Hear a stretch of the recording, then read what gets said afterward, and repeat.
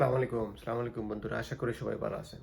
বন্ধুরা, কোটা আন্দোলনের আজকে প্রায় কমই বেশি 3 সপ্তাহ হতে চলল এবং দুঃখজনকভাবে খুবই খুবই কষ্টের সাথে এবং দুঃখ ভারাক্রান্ত মনে এটা বলতে হচ্ছে যে প্রায় কমই বেশি 200-র বেশি। কেউ বলছেন 150, 200, কেউ বলছেন আবার 400। তো যাই হোক, যদিও একদম স্পেসিফিক কোনো নাম্বার পাওয়া যাচ্ছে না, কেউ এক এক নিউজ এক একটা বলতেছে। তো আমার কাছে মনে হচ্ছে ইন এভারেজ প্রায় 200-র বেশি মানুষ, ছাত্রছাত্রী মারা গেছেন পুরা দেশে, ঢাকা সহ পুরা দেশে, যেটা খুবই মর্মান্তিক, দুঃখজনক, কষ্টকর, যেটা আনঅ্যাকসেপ্টেবল। এবং আপনারা জানেন এই কোটা আন্দোলনটা শুরু হয়েছিল হাইকোর্টের একটা রিট ঘিরে। সুপ্রিম কোর্ট একটা রায় অলরেডি দিয়েছে সেই কোটা নিয়ে। সেখানে 93% মেধাবী লোক যাবে এবং 7% কোটার মধ্যে রাখা হয়েছে, যেটা সরকার ইচ্ছা করলে এটাকে মার্জিত এবং বাড়াতে কমাতে পারবে। কিন্তু আমার মেইন কোয়েশ্চনটা সেখানে না। মেইন কোয়েশ্চনটা হচ্ছে, যারা সরকারে আছেন, এই যে এতগুলি প্রাণ ঝরে গেল, অসময়ে এতগুলি প্রাণ ঝরে গেল, এর দায়গুলি তো আপনাদেরকে নিতে হবে। আপনারা নেবেন না এটা আমরা জানি, সবাই জানে, দেশের সবাই জানে, শুধু দেশের না, বহির্বিশ্বের লোকজনও জানে।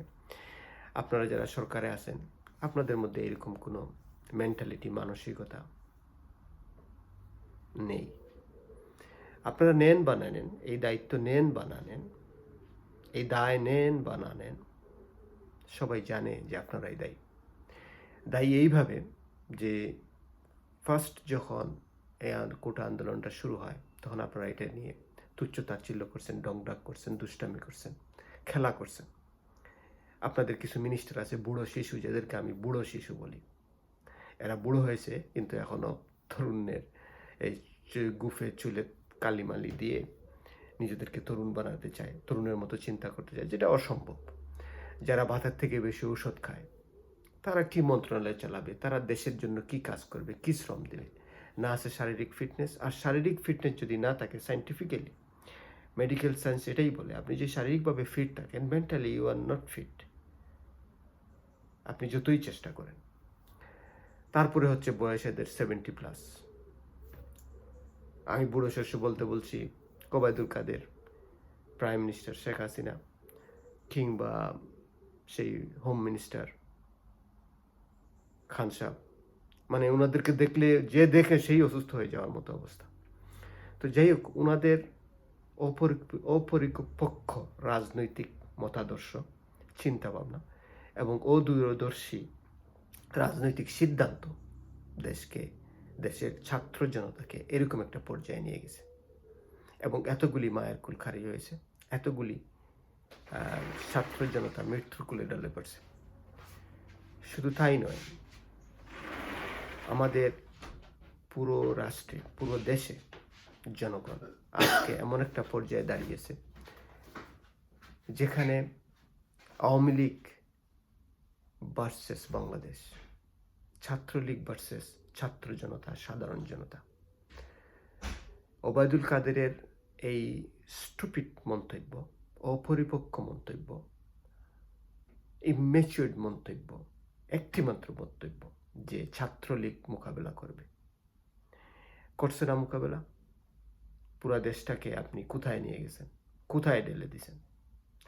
পুরা দেশটা এখন আর্মি কারফিউ চলতেছে, যেটা গত 15-20 বছরের মধ্যে হয়নি, শুধুমাত্র আপনার কারণে, এই বুড়ো শিশু ওবায়দুল কাদেরের কারণে, অপরিপক্ক রাজনৈতিক, অসুস্থ রাজনৈতিক মন মানসিকতার কারণে।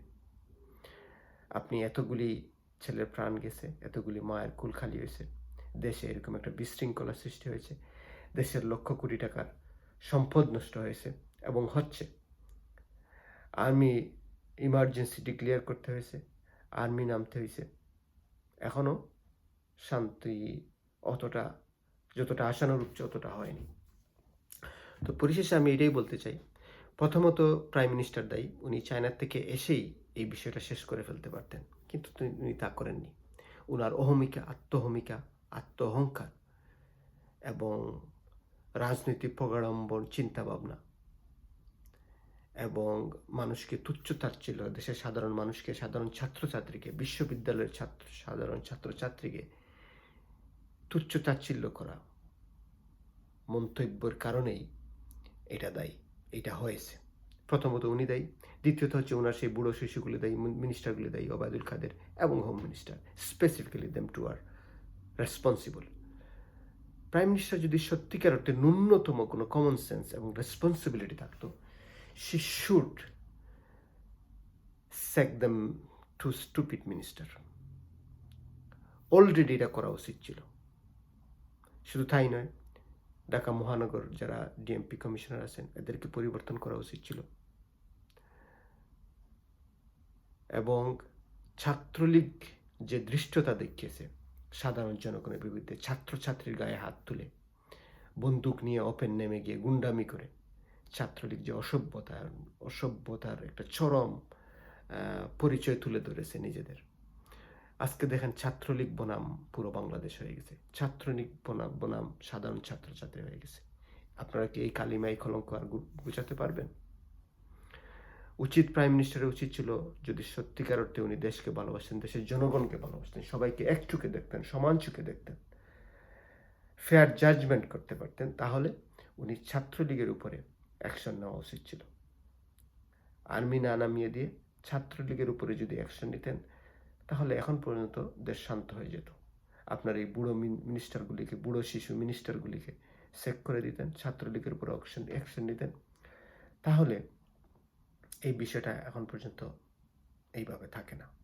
পরিশেষে আমি এটাই বলবো, এতগুলি মৃত্যুর পিছনে আপনারা দায়ী, আওয়ামী লীগ সরকার দায়ী, প্রাইম মিনিস্টার দায়ী, প্রাইম মিনিস্টার শেখ হাসিনা দায়ী, ছাত্রলীগ দায়ী, আওয়ামী লীগ দায়ী, সরকারের মিনিস্টার দায়ী, ওবায়দুল কাদের সাহেব দায়ী, হোম মিনিস্টার দায়ী।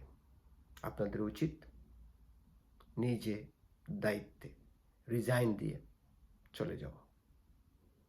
এটাই হবে আপনাদের জন্য শুভবুদ্ধি এক নিদর্শন। আদারওয়াইজ আপনারা কলঙ্কিত হয়েছেন, কলঙ্কিত ছিলেন এবং কলঙ্কিত থাকবেন বাংলাদেশের রাজনৈতিক ইতিহাসে এবং বাংলাদেশের ভবিষ্যৎ যে ভবিষ্যৎ প্রজন্ম যারা নতুন করে আসছে তাদের চোখে আপনারা কলঙ্কিত থাকবেন, আছেন এবং থাকবেন। খোদা হাফেজ। বাংলাদেশ দীর্ঘজীবী হোক।